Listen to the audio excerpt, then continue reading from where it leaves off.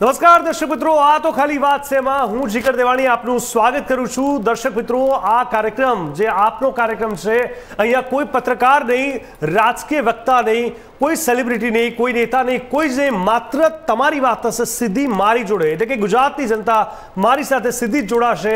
આપનો અભિપ્રાય, આપના વિચારો અને સાથે સાથે આપનું જે કોઈ પણ વક્તવ્ય હોય તે હું સાંભળીશ। જે તે વિચાર હશે, જે તે મુદ્દાને લઈને આજે આપણે ચર્ચા કરીશું। રશિયા યુક્રેનના યુદ્ધને તેને લઈને આપણે આજે ચર્ચા કરવાની છે। શું આપણા બાળકો અથવા આપની આસપાસ પણ કોઈ પણ બાળકો હજુ પણ ત્યાં ફસાયેલા છે ખરા, જે ત્યાં ભણવા માટે ગયા હોય?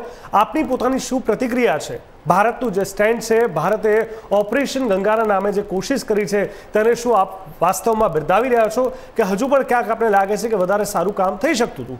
આ તમામની વચ્ચે ભારતનું શું સ્ટેન્ડ હોવું જોઈએ, જે તમને પોતાને શું લાગે છે એ પણ મારે તમારી પાસેથી જાણવું છે, સમજવું છે। આપ નીચે દર્શાવેલા નંબર ઉપર ફોન કરી મને જણાવશો કે આજના આ વિષય ઉપર તમારી શું પ્રતિક્રિયા છે। હું પીસીઆરને પણ વિનંતી કરીશ કે નીચે પહેલા નંબર તમને બતાવી દે સ્ક્રોલ પર, જેથી કરીને તમે પણ એ નંબર ઉપર ફોન કરી શકો। દર્શક મિત્રો, પીએમ મોદીએ યુક્રેનના રાષ્ટ્રપતિ ઝેલેન્સ્કી સાથે ફોન પર 35 મિનિટ સુધી વાત કરી। 24 ફેબ્રુઆરીએ રશિયા અને યુક્રેન વચ્ચે જે યુદ્ધ ફાટી નીકળ્યું, ત્યારબાદ 26 ફેબ્રુઆરીએ વડાપ્રધાન મોદીએ ઝેલેન્સ્કી સાથે પહેલી વાર વાત કરી અને આજે મોદી રશિયાના રાષ્ટ્રપતિ પુતિન સાથે પણ વાત કરશે। પીએમ મોદીએ યુક્રેનના રાષ્ટ્રપતિ સાથે વાત કરી અને વડાપ્રધાન નરેન્દ્ર મોદીએ આજે યુક્રેનના રાષ્ટ્રપતિ વોલોદિમીર ઝેલેન્સ્કી સાથે ફોન પર વાતચીત કરી હતી। બંને નેતાઓ વચ્ચે લગભગ કહી શકાય કે 35 મિનિટ સુધી વાતચીત ચાલી હતી। આ દરમિયાન તેમણે રશિયા યુક્રેન વચ્ચેના સીધા સંવાદની પણ પ્રશંસા કરી। આ સાથે જ તેમણે ત્યાં ફસાયેલા ભારતીયોને બહાર કાઢવા માટે યુક્રેનના સમર્થનનો પણ આભાર માન્યો હતો। સાથે જ વડાપ્રધાન મોદીએ ખાસ કરીને સુમીમાંથી ભારતીય નાગરિકોને બહાર કાઢવા માટે યુક્રેન સરકારનો સહયોગ માંગ્યો હતો। પીએમ મોદીએ કહ્યું હતું કે મને આશા છે કે સુમીમાં ફસાયેલા ભારતીય વિદ્યાર્થીઓને બહાર કાઢવા માટેના પ્રયાસોમાં યુક્રેન સરકાર સતત મદદ કરતી રહેશે। પીએમ મોદી પુતિન સાથે વાત કરશે। વડાપ્રધાન નરેન્દ્ર મોદી આજે રશિયાના રાષ્ટ્રપતિ વ્લાદિમીર પુતિન સાથે પણ વાતચીત કરશે। મોદી યુક્રેનના રાષ્ટ્રપતિ ઝેલેન્સ્કી સાથે ફોન પર 35 મિનિટ સુધી વાત કરી। થોડા દિવસ પહેલા પણ પીએમ મોદીએ રશિયા યુક્રેન સંકટ પર રાષ્ટ્રપતિ પુતિન સાથે વાત કરી હતી। ભારતીય વિદ્યાર્થીઓને બચાવવા માટે મોદીની ઝેલેન્સ્કી સાથે અને પુતિન સાથે જે ચર્ચા થઈ, ત્યારબાદ શું નિર્ણય લેવાય છે એના પર પણ સૌની નજર છે। ત્યારે સરકારના ટોચના સૂત્રો પાસેથી મળેલી માહિતી મુજબ પીએમ મોદી બપોરે 1:30 વાગે રશિયાના રાષ્ટ્રપતિ પુતિન સાથે વાત કરી અને બેઠકમાં પીએમ મોદી યુક્રેનના સુમીમાં ફસાયેલા ભારતીય વિદ્યાર્થીઓને બચાવવા માટે ઝેલેન્સ્કી અને પુતિન સાથે પણ ચર્ચા કરશે। કેન્દ્ર સરકારે યુદ્ધગ્રસ્ત યુક્રેનમાં ફસાયેલા ભારતીયોને બચાવવા માટે ઓપરેશન ગંગા પણ શરૂ કર્યું અને આ સાથે જ ભારતીય નાગરિકોને બહાર નીકળવા માટે સલામત માર્ગ સુનિશ્ચિત કરતા પહેલા યુક્રેનને સંપર્ક કરવામાં આવ્યો। વિદેશ મંત્રાલયે પણ યુદ્ધ વિરામ માટે હાકલ કરી, જેને રશિયાએ પસંદગીપૂર્વક લાગુ કર્યું। યુએનમાં રશિયા વિરુદ્ધ મતદાનની ભારત દૂર રહ્યું અને રશિયા યુક્રેન યુદ્ધ પર ભારતનું વલણ મહત્વપૂર્ણ છે, કારણ કે ભારતે યુક્રેનિયન નાગરિકોની સુરક્ષા અંગે ચિંતા પણ વ્યક્ત કરી છે અને યુક્રેનને માનવતાવાદી સહાય પણ મોકલી છે, પરંતુ સંયુક્ત રાષ્ટ્રમાં રશિયા સામેના પ્રસ્તાવથી દૂર રહ્યું।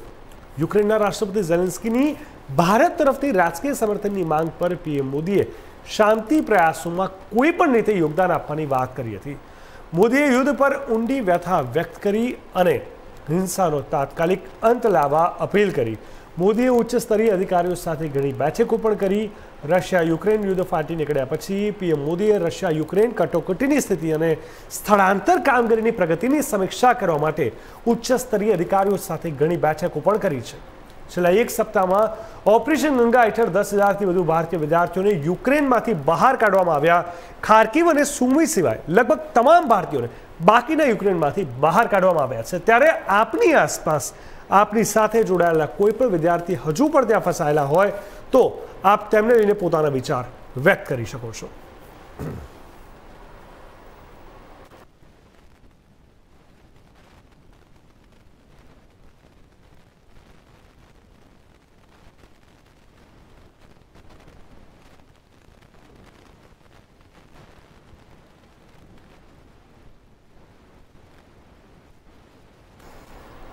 તો દર્શક મિત્રો, યુદ્ધ જ્યારે પણ થાય છે ત્યારે એક સમય બાદ યુદ્ધ પૂર્ણ થઈ જાય છે, પરંતુ એ યુદ્ધમાં સાચા અર્થમાં જો કોઈ હારતું હોય તો એ સામાન્ય નિર્દોષ નાગરિકો છે જેમને કોઈ લેવા દેવા જ નથી, અને એ લોકો જ્યારે ભોગ લેવાય છે એટલા માટે કહેવાય છે કે યુદ્ધ કોઈ પણ પ્રકારે વ્યવસ્થિત વ્યવહારિક ઉકેલ ન હોઈ શકે, કારણ કે એમાં કરોડો રૂપિયાનો ખર્ચો થાય છે, એની મોંઘવારીની અસર જે તે દેશ પર પડે છે, સાથે જ યુદ્ધ એ દર્શાવે છે કે આપણે શાંતિથી દૂર જઈ રહ્યા છે।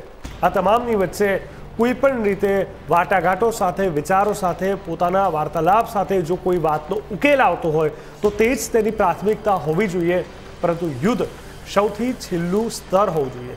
પરંતુ આ તમામની વચ્ચે જે રીતે રશિયાએ ચાલાકી કરી અને છેલ્લા કેટલાક સમયથી એ એંધાણ હતા, પરંતુ ક્યાંક રશિયા સ્વીકારતું નહોતું અને ક્યાંક ધીરે ધીરે કરતાં વાત આગળ એટલી વધી ગઈ અને રશિયાએ જે હુમલો બોલ્યા હોય ત્યારબાદ યુક્રેનના નાગરિકોની જે સ્થિતિ છે તે એટલી દયનીય છે કે એવા પણ દ્રશ્યો સામે આવ્યા છે કે રશિયન જે કોઈ સૈનિકો છે તે પણ ત્યાં રડી રહ્યા છે, કારણ કે તે પણ નહોતા ચાલતા કે નિર્દોષોને આ રીતે સજા આપવામાં આવે, અને જે સ્થિતિ ત્યાં ઊભી થઈ છે તે પહેલીવાર આ પહેલાં ક્યારેય જોઈ ના હોય એ પ્રકારની સ્થિતિનું નિર્માણ થયું। આ તમામની વચ્ચે આપણે બતાવી દઈએ પીએમ મોદી યુક્રેનના રાષ્ટ્રપતિ સાથે પણ વાતચીત કરી છે, ત્યારે આપની પોતાની આશા અપેક્ષા શું છે, આપ પોતે શું ચાહો છો, આપને શું લાગે છે શું થઈ રહ્યું છે અથવા શું થવું જોઈતું હતું અથવા શું થઈ શકતું હતું, એને લઈને પણ જો આપનો કોઈનો વિચાર હોય તો આપ મારી સાથે એટલે કે ઇન્ડિયા ન્યૂઝના આ કાર્યક્રમ આ તો ખાલી વાત છે પર જણાવી શકો છો। આ તો ખાલી વાત છે એ કાર્યક્રમ આપણા સૌનો છે, જેમાં તમે અને હું ચર્ચા કરીશું રોજબરોજ કોઈક એવા સબ્જેક્ટ ઉપર જે સીધી અથવા આડકતરી રીતે તમને મને કે આપણા દેશના લોકોને સ્પર્શે છે અને જેની અસર આપણને થાય છે, જેમાં આપણો પોતાનો પણ એક વિચાર હોવો જોઈએ। ત્યારે આ પ્રોગ્રામ એટલા માટે જ તૈયાર કરવામાં આવે છે જેથી કરીને ગુજરાતની સામાન્ય જનતા પોતે શું વિચારી રહી છે, તેનો શું અભિપ્રાય છે, શું વિચાર છે અને શું લાગણી છે તે સરકાર સુધી પહોંચે, એ માટે તમારો અવાજ અમારા સુધી પહોંચવો જરૂરી છે। પરંતુ આ તમામની વચ્ચે એક વાત તો સ્પષ્ટ છે કે હાલ જે રીતે ભારતીયોને બહાર કાઢવા માટે યુક્રેનની જે કોશિશ થઈ રહી છે અને જે સમર્થન થઈ રહ્યું છે, આપની આસપાસ પણ જો આપણે લાગતું હોય કે હજુ પણ કોઈ વિદ્યાર્થીઓ ફસાયેલા છે તો ચોક્કસથી આપ મારી સાથે જોડાઈ શકો છો અને પોતાની લાગણી વ્યક્ત કરી શકો છો, કારણ કે દર્શક મિત્રો આપણે માત્ર ટીવી પર આ વસ્તુ જોઈ રહ્યા છે અથવા વધુમાં વધુ ન્યૂઝપેપર પર વાંચીશું, પરંતુ વાસ્તવમાં જે લોકો ત્યાં છે એ લોકો શું અનુભવી રહ્યા છે, કઈ પરિસ્થિતિમાં સર્વાઈવ કરી રહ્યા છે અને કેવા પ્રકારે મદદની ગુહાર લગાવી રહ્યા છે। ભારતીય એમ્બેસીને લઈને પણ અનેક પ્રકારના વિચારો સામે આવ્યા છે। શું વાસ્તવમાં એમ્બેસી માટે પણ એટલી તકલીફવાળું આખું આ વાતાવરણ ઊભું થયું છે કે વિદ્યાર્થીઓ સાથે પહોંચી નથી શકતા, કે વિદ્યાર્થીઓ ત્યાં નથી પહોંચી શક્યા મદદ માટે, એ પણ એક પ્રશ્ન છે। પરંતુ આ તમામની વચ્ચે આપણી સતત એક જ કોશિશ હોવી જોઈએ કે સરકાર સુધી જે કોઈ પણ વસ્તુ આપણે લાગતી હોય આપણે વિચારીએ। સરકાર ચોક્કસથી અલગ અલગ ઓપરેશન હેઠળ કોશિશ કરી રહી છે કે બાળકોને સુરક્ષિત રીતે અહીંયા લાવવામાં આવે, અનેક બાળકોને અહીંયા લાવવામાં પણ આવ્યા છે સુરક્ષિત રીતે, અને બીજા બધા દેશ કરતાં ભારત દેશની જે કોશિશ છે તે વખાણવા લાયક અચૂક છે। પણ જો એક ભારતીય વિદ્યાર્થી પણ હેરાન થાય છે તો એ આપણા માટે એનાથી વધારે દુઃખની વાત કોઈ ન હોઈ શકે, કારણ કે કેટલા આવ્યા અને કેટલા રહી ગયા કરતાં એક પણ વ્યક્તિ જો બચી ગયું હોય ત્યાં અને જો તેમને આપણે અહીંયા લાવવામાં સમર્થ ન નીવડ્યા તો ચોક્કસથી તેમના પર શું વીતી હશે ત્યાં, અને તેના કારણે તેના પરિવાર પર શું વીતી હશે એ એક વિચારવા લાયક વાત છે। તો જણાવો આપનો અભિપ્રાય નીચે જણાવેલા નંબર ઉપર, આપની પ્રતિક્રિયા સીધી જ મને જણાવો। આપણે ચર્ચા કરીશું કે આ પરિસ્થિતિમાં વધુ સારું શું થઈ શકે।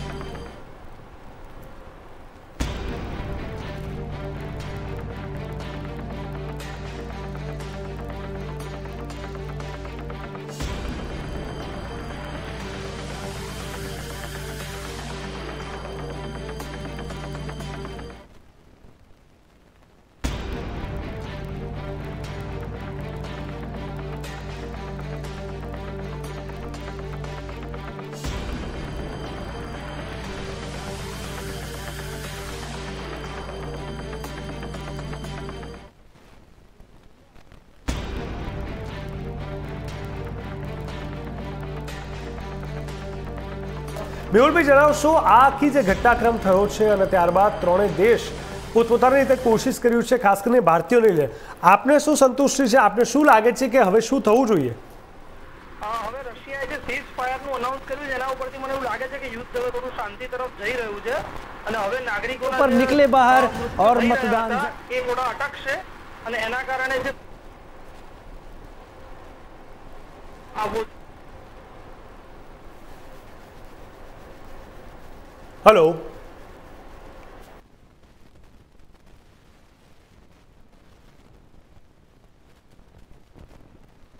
મિત્રો, આપ જ્યારે પણ ફોન લગાવો ત્યારે આપના ટીવીનો અવાજ બિલકુલ મ્યુટ કરી દો, જેથી કરીને કોઈ પણ પ્રકારનું ડિસ્ટર્બન્સ ન સર્જાય અને સમયનો બગાડ ન થાય. અનેક લોકો અમારી સુધી પહોંચવા માંગે છે, પોતાની વ્યથા વિચાર વ્યક્ત કરવા માંગે છે, ત્યારે જ્યારે પણ ફોન લાગે ત્યારે એક જ નમ્ર વિનંતી કે આપના ટીવીનો અવાજ આપ મ્યુટ કરી દો. દર્શક મિત્રો, જે પ્રકારે આપણે જોઈ રહ્યા છે કે ભારતીયોને બહાર કાઢવા માટે યુક્રેનના સમર્થનનો હાલ તો આભાર માનવામાં આવ્યો છે, પરંતુ હજુ પણ ચિંતાજનક સ્થિતિ છે. 10 દિવસથી વધુનો સમય થઈ ગયો છે, પરંતુ હજુ યુદ્ધની શાંતિ તરફ કોઈ એંધાણ નથી જોવા મળી રહ્યા. યુદ્ધની કોઈ પણ એવી સીમા નથી જોવા મળતી રહી કે જ્યાં ઘટાડો થાય. પરિસ્થિતિ વધુને વધુ આક્રમક જ થઈ રહી છે અને એ આક્રમકતાની વચ્ચે અનેક લોકો જ્યારે ફસાયેલા છે, ત્યારે પીએમ મોદીએ હાલ તો યુક્રેનના રાષ્ટ્રપતિ સાથે વાતચીત કરી.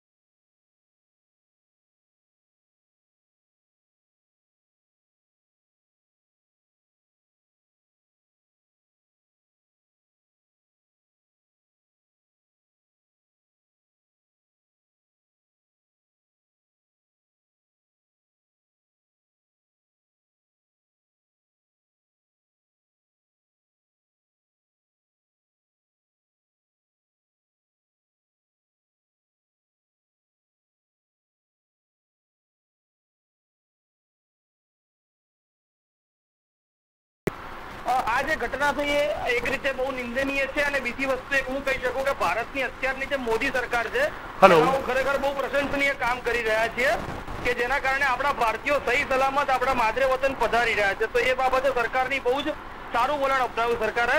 અને બીજી વસ્તુ કે અત્યારે જે થોડો યુદ્ધ વિરામ છે તો તેના કારણે ઘણા બીજા ભારતીયો રહી ગયા છે, એ લોકોને પાછા આવવામાં ઘણો મદદ મળી શકે.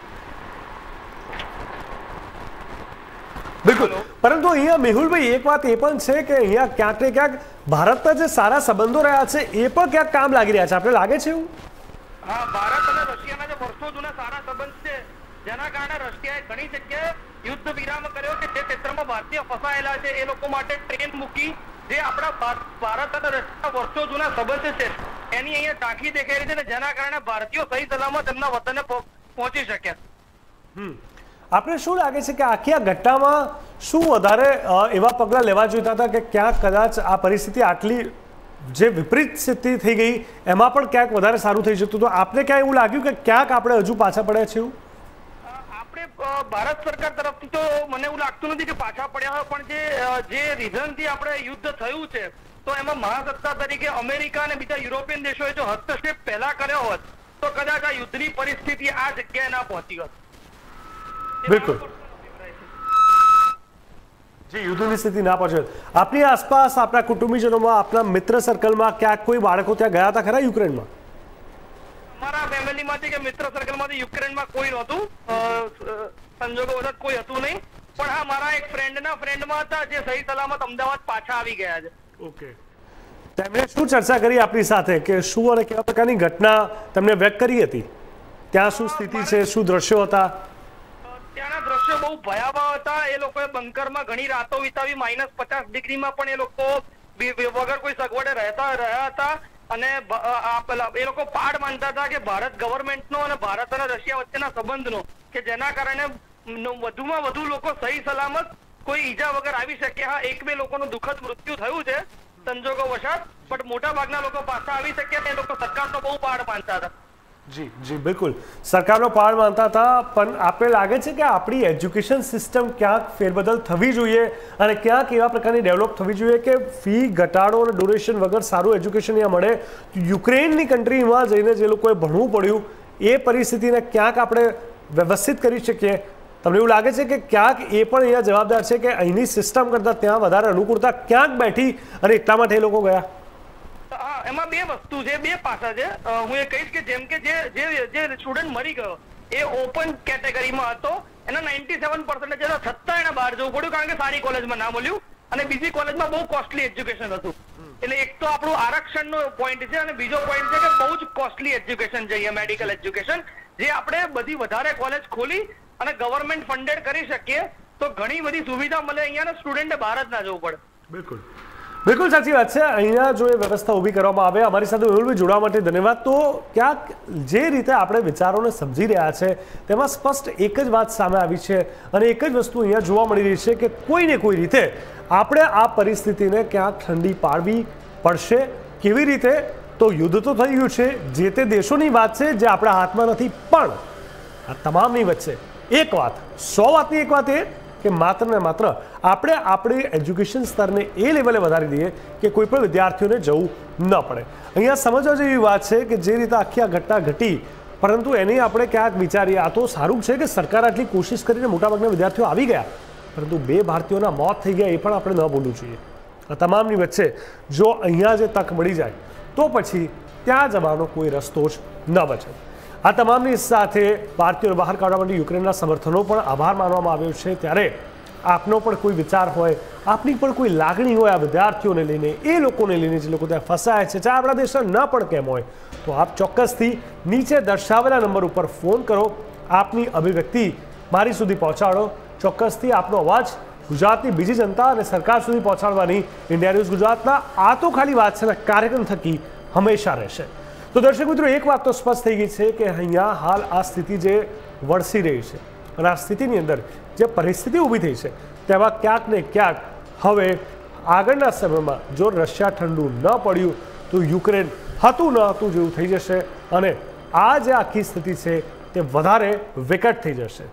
બોમ્બ મારો, ફાઇટિંગ, ચાલુ રસ્તા પર કોઈ પ્રકારની ઘટના ઘટવી અને સાથે સાથે અચાનક કોઈ પણ જગ્યાએ બોમ્બ બ્લાસ્ટ થવો, બિલ્ડિંગના બિલ્ડિંગ ઉડાડી દેવા, ક્યાંય પણ પ્રકારનો બોમ્બમારો કરો, આ પ્રકારની સ્થિતિ એ દર્શાવે છે કે વાતાવરણ ક્યાંક ને ક્યાંક હજુ પણ ચિંતામય છે.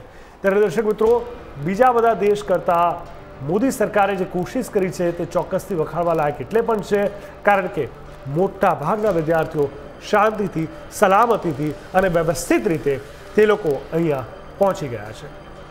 આ તમામની સાથે પીએમ મોદી યુક્રેનના રાષ્ટ્રપતિ ઝેલેન્સ્કી સાથે પણ ફોન પર વાતચીત કરી, 35 મિનિટ સુધી વાતચીત કરી અને પોતાની લાગણી વ્યક્ત કરી અને વિદ્યાર્થીઓ માટે એક વ્યવસ્થિત રસ્તો રહે અને શાંતિથી તે લોકો આવી શકે એ માટેની એક કોશિશ કરવામાં આવી છે અને યુક્રેને પણ પૂરું સમર્થન આપ્યું છે.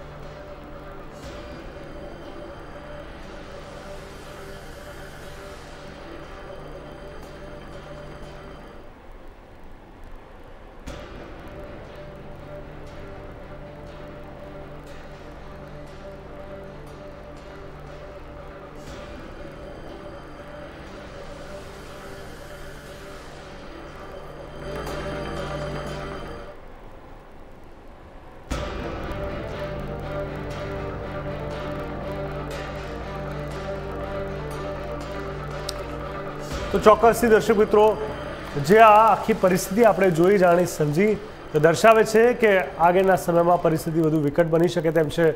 ત્યારે દર્શક મિત્રો, હંમેશા યુદ્ધ કોઈ દિવસ વિકલ્પ નથી હોતો અને આપણે જ્યારે પણ યુદ્ધને લઈને ચર્ચા કરતા હોઈએ છીએ ત્યારે આપણે માત્ર વાતો કરતા હોઈએ છીએ, પણ જે તે દેશ જે ભોગવી રહ્યો છે, નો ડાઉટ ભૂલ બંને દેશથી થઈ હોય છે. ક્યાંક પરિસ્થિતિ બગડવામાં બંને દેશનો હાથ હોય છે. એટલા માટે જ કહેવાય છે કે તાળી એક હાથે નથી વાગતી, પણ એ તમામની વચ્ચે એક દેશનો ગુસ્સો એ નિર્દોષ નાગરિકો પર જ્યારે ઉતરે છે એવા સમયે ક્યાંક ને ક્યાંક જાણતા અજાણતા સાચો સારો માણસ પણ એક પાપનો ભોગ બની જતો હોય છે અને ક્યાંક કોઈકનો દીકરો ગુમાવતા હોય છે, ક્યાંક કોઈકની દીકરી, ક્યાંક પિતા, ક્યાંક માતા, ક્યાંક ભાઈ, કોઈક બહેન. અને એવા સમયે કોઈકનું પરિવાર કોઈકના કારણે જ્યારે ક્યાંક ને ક્યાંક તહશ નહશ થઈ જાય એવા સમયે એ લોકો માટે યુદ્ધનું કારણ વગેરે કોઈ વસ્તુ માયને નથી રાખતી, કારણ કે એમની જિંદગી એક અલગ જ રીતે તબાહ થઈ જતી હોય છે. એવા સમયે આપણે સૌ એક જ પ્રાર્થના કરવી જોઈએ અને કરી શકીએ કે કંઈ પણ થાય પણ યુદ્ધ ન થાય. થઈ ગયું છે તો શાંતિમાં પરિણમે. આપણે સૌ જાણીએ છીએ કે આ એક એવી સ્થિતિ છે કે જ્યાં દરેક દેશના લોકો જે તે ત્યાં ફસાયેલા છે, એ લોકો હંમેશા કોઈને કોઈ રીતે ત્યાંથી બહાર આવવાની કોશિશ કરે છે. અને એવા સમયે દરેક દેશે એ કોશિશ કરવી જોઈએ આંતરરાષ્ટ્રીય સ્તરે કે યુક્રેનમાં પોતાના નાગરિકોને બચાવી લે. માત્ર એટલું જ નહીં, યુક્રેનના નાગરિકોને પણ જો ક્યાંય સહી સલામત સ્થળ ઉપર જવું હોય તો આંતરરાષ્ટ્રીય સ્તરે દરેક દેશે એ કોશિશ કરવી જોઈએ, એ મહેનત કરવી જોઈએ, એ વિચારવું જોઈએ અને કોઈને કોઈ રીતે દરેક દેશે જે તે નિર્દોષ નાગરિકોની પણ મદદ કરવી જોઈએ. કારણ કે તેમનો પણ પરિવાર હોય છે, તેમના પણ બાળકો હોય છે, તેમના પણ માતા પિતા હોય છે અને ક્યાંક તેમનું પોતાનું પણ એક જીવન હોય છે. એ જીવન કોઈકના ગુસ્સામાં કોઈકે ભોગ લેવો પડે એ પ્રકારે ન થઈ જાય એ માટે તમામ લોકોએ કોશિશ કરવી જોઈએ. ત્યારે આશા રાખીએ કે આગળના સમયમાં આ સ્થિતિ જે વિકટ બની છે તે ક્યાંક શાંત થાય, તમામ લોકો જે ફસાયેલા છે તે યોગ્ય રીતે નીકળી જાય અને પરિણામે કોઈને કોઈ રીતે પરિસ્થિતિ થાળે પડી જાય.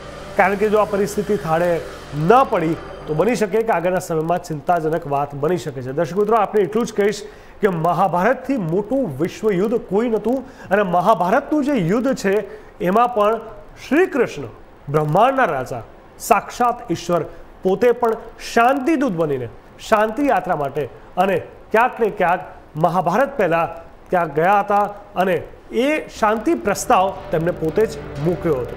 એ અલગ વાત હતી કે એ શાંતિ પ્રસ્તાવનો સ્વીકાર જે રીતે થવો જોઈતો હતો એ રીતે ન થયો અને પરિણામે સંસારને ઘણા બધા સારા સાચા મેસેજ મળ્યા. પરંતુ એનો મતલબ એ નથી કે આપણે તેમાંથી કોઈ શીખ ન લઈએ. આપણે શીખ લેવી એ આપણી ફરજમાં છે, આપણી સદબુદ્ધિનો એક ભાગ હોઈ શકે છે. પરંતુ આ તમામની વચ્ચે આપણે એટલું જ કહેવા જઈશ, યુદ્ધમાં એક એવો વ્યક્તિ બીજા વ્યક્તિનો જીવ લે છે જે બીજા વ્યક્તિને જાણતો નથી, ઓળખતો નથી, તેના પ્રત્યે ગુસ્સો નથી, નફરત નથી અને તેને મારી નાખે છે. એ વ્યક્તિના કારણે જે વ્યક્તિ બીજા વ્યક્તિને જોવે છે, જાણે છે, નફરત કરે છે, ગુસ્સો કરે છે, પરંતુ એ બંને નથી લડતા. એટલે કે રાષ્ટ્રપતિ પોતે નથી લડતા, પરંતુ જે નિર્દોષ છે એ લોકોને લડાવે છે.